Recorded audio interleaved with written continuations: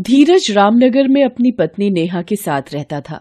धीरज और नेहा के 2 बच्चे थे, बेटा रिंकू और उनकी बेटी चिंकी। धीरज एक कपड़े की दुकान पर 15,000 रुपए महीने की पगार पर नौकरी करता था। इसके बावजूद वो अपनी पत्नी नेहा और दोनों बच्चों के लिए कोई कमी नहीं छोड़ता था। नेहा का स्वभाव खर्चीला था। धीरज नेहा को जो भी पैसे घर के सामान के लिए देता, वो उन रुपयों से अपने लिए कुछ न कुछ मेकअप और डिजाइनर कपड़े खरीद लाती थी। पर धीरज कभी भी पलटकर उसे कुछ नहीं बोलता था। धीरज की आदत थी दुकान जाते हुए नेहा को खर्च के लिए और बच्चों के दूध और सामान के लिए रोजाना पैसे देकर जाने की। पर नेहा को तो बस पैसे मिलते ही वो सीधा बाजार जाती और अपने लिए कुछ खरीद लाती थी। धीरज के इतना सब कुछ करने के बावजूद भी हर वक्त ताने देती रहती। एक दिन धीरज शादी की सालगिरह पर नेहा के लिए नई साड़ी लाया और नेहा को देने लगा। नेहा बोली, शादी की सालगिरह के दिन सिर्फ एक साड़ी और वो भी 2,000 वाली। मेरी सहेलियों को देखो, शादी की सालगिरह के दिन उनके पति कितना कुछ देते हैं, महंगे महंगे गहने, कपड़े, मेकअप का सामान। मेरी सहेली रितु के पति ने सालगिरह पर स्मार्टफोन, वो भी पूरे 2 लाख का गिफ्ट किया है। एक तुम हो जो सस्ती सी साड़ी लाकर दे दी। लो जी, हो गई शादी की सालगिरह। पिछले 5 सालों से यही देखती आ रही हूँ। मेरी तो जिंदगी बर्बाद हो गई तुमसे शादी के बाद। बस बच्चे संभालो और घर के काम करो। चक्की में आटे की तरह जिंदगी पिसती जा रही है मेरी तो। नेहा, मेरी इसमें क्या गलती है? जब हमारी शादी हुई थी सब कुछ था मेरे पास, पर पापा की डेथ के बाद रिचा की शादी और कर्ज चुकाने में काफी पैसे लग गए। पापा ने मम्मी के इलाज के लिए जो भी कर्ज लिया था वो भी चुका रहा हूं ना मैं। आज मेरे माँ बाप दोनों इस दुनिया से जा चुके हैं। मैं अकेला पड़ गया हूं, पर फिर भी कोशिश कर रहा हूं ना। तुम्हें कभी किसी बात के लिए मना नहीं करता। नेहा धीरज के प्रति काफी रूखा और चिड़चिड़ा व्यवहार रखने लगी थी। नेहा ने बच्चों पर भी ध्यान देना बंद कर दिया था। कई बार धीरज ने नेहा को रिंकू और चिंकू की तरफ ध्यान रखने को कहा, पर धीरज दुकान से लौटता तो बच्चे इधर उधर सड़क पर मिट्टी में खेलते हुए दिखाई देते और नेहा घर पर ना होकर बाजार गई होती थी। एक दिन नेहा बाजार में एक दुकान पर कुछ खरीद रही होती है। एक आदमी उसके बराबर में खड़ा होता है। नेहा, तुम यहाँ? अरे पहचाना मुझे? सुमित, कॉलेज वाला सुमित जो तुम्हारे पीछे लट्टू बनकर घूमता था। सुमित, कितने बदल गए हो, पहचान में भी नहीं आ रहे हो। ये दाढ़ी वगैरह में तो तुम कुछ ज्यादा स्मार्ट लग रहे हो। पर तुम आज भी बिल्कुल वैसी की वैसी ही हो जैसे कॉलेज टाइम में हुआ करती थी। लंबे बाल, बड़ी बड़ी आंखें, कातिलाना अदा। बस बस, हो गई तारीफ, लगा लिया मक्खन। मुझे घर पहुंचना है, देर हो रही है। तो सोच क्या रही हो? मेरी गाड़ी यहीं पार्किंग में खड़ी है, चलो मैं तुम्हें घर तक छोड़ देता हूँ। इतना तो अपनी दोस्त के लिए कर ही सकता है ये बंदा। ठीक है ठीक है, अब तुम मानने वालों में से तो हो नहीं। वैसे आजकल क्या कर रहे हो? बस पापा का बिजनेस है इतना बड़ा, तो वही संभाल रहा हूँ। अब लाखों करोड़ों का बिजनेस पापा का मुझे ही तो संभालना है। और तुम बताओ अपने बारे में। रास्ते में नेहा सुमित को अपने बारे में बताती है। सुमित नेहा को घर छोड़कर चला जाता है। जाते हुए सुमित नेहा का मोबाइल नंबर लेकर जाता है ताकि वो दोबारा मिल सके। अब तो नेहा हर समय सुमित से फोन पर बात करती रहती थी। धीरे धीरे नेहा और सुमित की दोस्ती बढ़ने लगी। नेहा सुमित की ओर आकर्षित होने लगी थी। सुमित के पास सारे ऐशो आराम, ठाट बाट, धन दौलत, रुपए पैसे सब कुछ था। ये देखकर नेहा सुमित के और नजदीक आने लगी। वो महंगे उपहारों की चमचमाती रोशनी में ये भूल गई थी कि उसका एक सुखी परिवार है जिसमें उसका पति धीरज और 2 छोटे बच्चे हैं। एक दिन सुमित जब नेहा को गाड़ी से घर छोड़ने आता है, धीरज ये देख लेता है। सुमित नेहा को घर के बाहर छोड़कर चला जाता है। नेहा घर के अंदर आती है तो धीरज पूछता है, नेहा, ये कौन था जो तुम्हें गाड़ी से घर छोड़कर गया है? और आज तुमने खाने में भी कुछ नहीं बनाया, बच्चे भी भूखे हैं। तुम दोनों को अकेला छोड़कर कहाँ चली गई थी? ये तो पड़ोस की सरला मौसी ने बच्चों को खाने के लिए कुछ दे दिया। तुम्हें पता है बच्चे इतने छोटे हैं और आजकल के माहौल में तुम इन्हें घर पर अकेला छोड़कर कहीं भी निकल जाती हो। इतनी ही चिंता है बच्चों की तो रह लिया करो खुद घर पर। अब मैं कॉलेज के दोस्त से इतने दिनों बाद मिली थी, उसे अपने लिए कुछ शॉपिंग करनी थी तो वो मुझे ले गया था। कौन सी आफत आ गई अगर एक दिन खाना नहीं बना तो?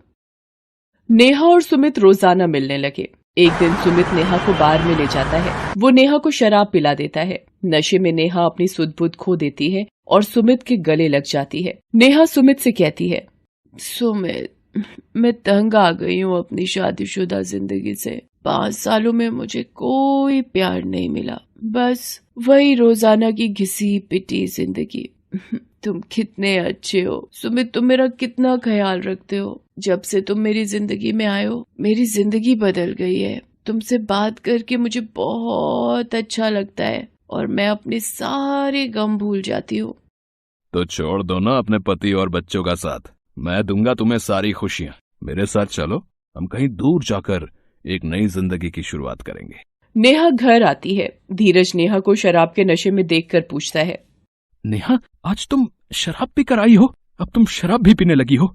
नेहा, अगर तुम्हें कोई परेशानी है तो मुझे बताओ, मैं तुम्हारा पति हूँ, मेरे से अपनी परेशानी को साझा करो। नेहा बिना कुछ बोले चुपचाप जाकर सो जाती है। अगले दिन भी नेहा के दिमाग में सुमित की कई बातें चल रही होती हैं। वो अपना बैग पैक करती है और सुमित को फोन मिलाती है। वो बच्चों को छोड़कर सुमित के साथ चली जाती है। धीरज घर आता है और देखता है नेहा घर पर नहीं दिखती। काफी देर तक नेहा को ढूंढने के लिए धीरज आस पड़ोस में भी जाता है। नेहा कहीं भी नहीं मिलती है। वो घबरा जाता है और घर वापस आता है। धीरज बड़ी मुश्किल से बच्चों को सुला देता है।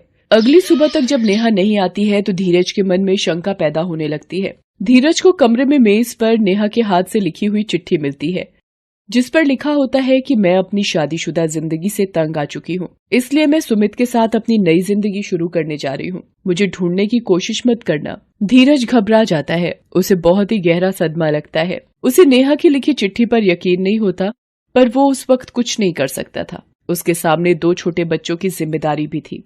उधर नेहा सुमित के साथ दूसरे शहर पहुंचती है। सुमित नेहा को एक होटल में ले जाता है। नेहा सुमित के गले लगने लगती है तो वो उसे जोरदार धक्का दे देता है। नेहा कहती है, ये क्या बदतमीजी है सुमित?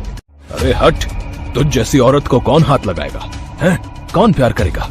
मैं तो तुझसे बस बदला लेना चाहता था। याद आया जब कॉलेज के दिनों में मैं तुझ पर मरता था और तुझे बेइंतहा प्यार करता था, तो तूने मुझे सबके सामने बेइज्जत किया था, मेरे प्यार का मजाक उड़ाया था। आज मेरा बदला पूरा हुआ। आज मैंने तुझे तेरे पति से अलग कर दिया। कौन तुझ पर विश्वास करेगा? एक पराये मर्द के साथ 2 दिन से गायब है। अरे अब तो तेरा पति भी तुझे नहीं स्वीकारेगा। तू कितनी भी कोशिश कर ले, अपने आप को सती सावित्री साबित नहीं कर पाएगी। अब समझ आएगा तुझे कि किसी के प्यार का मजाक उड़ाने का नतीजा क्या होता है। नेहा रोती रहती है और सुमित उसे अकेला छोड़कर चला जाता है। नेहा को समझ नहीं आता कि वो क्या करे। उसने अपनी जिंदगी को खुद नरक में धकेला था। उसे मरने के सिवा कोई दूसरा रास्ता दिखाई नहीं दे रहा था। वो तेजी से उठकर पागलों की तरह भागती है। सड़क पर तेजी से भागते हुए वो एक गाड़ी के सामने आ जाती है। नेहा को चोट लगती है और वो बेहोश हो जाती है। गाड़ी में बैठा व्यक्ति उसे उठाकर हॉस्पिटल ले जाता है। नेहा के पास से उसका आईडी कार्ड मिलता है, जिसमें उसके पति धीरज का नाम और घर का पता लिखा होता है। किसी तरह वो व्यक्ति धीरज को बताता है कि नेहा उसकी गाड़ी के सामने आ गई थी, पर अब खतरे से बाहर है। धीरज उस व्यक्ति को नेहा की जान बचाने के लिए धन्यवाद देता है। उसके बाद वो व्यक्ति धीरज को वहाँ छोड़कर चला जाता है। धीरज नेहा के पास आता है। रिंकू और चिंकी भी साथ होते हैं। नेहा रोते हुए शर्मसार हो रही होती है। वो धीरज से कहती है, मैं आपसे नजर मिलाने के काबिल नहीं हूँ। मैंने बहुत बड़ा पाप किया है। अपने परिवार और बच्चों को आपको छोड़कर अपना सुख देखने निकल गई। बिना सोचे समझे मैंने एक गैर आदमी पर विश्वास कर लिया। मैं तो माफी मांगने लायक भी नहीं हूँ। मम्मी आप कहाँ गई थी? बच्चों, मम्मी को चोट लगी है ना, मम्मी को तंग मत करो। चलो घर चलते हैं नेहा, तुम्हारा घर तुम्हारे बिना अधूरा है। नेहा को अपनी गलती का एहसास हो गया था। उस दिन के बाद नेहा ने भी समझ लिया कि थोड़ा ही सही, पर अपना तो है। उसकी असली खुशियां धीरज और बच्चों में ही छिपी थी। ये उसे समझ आ गया था।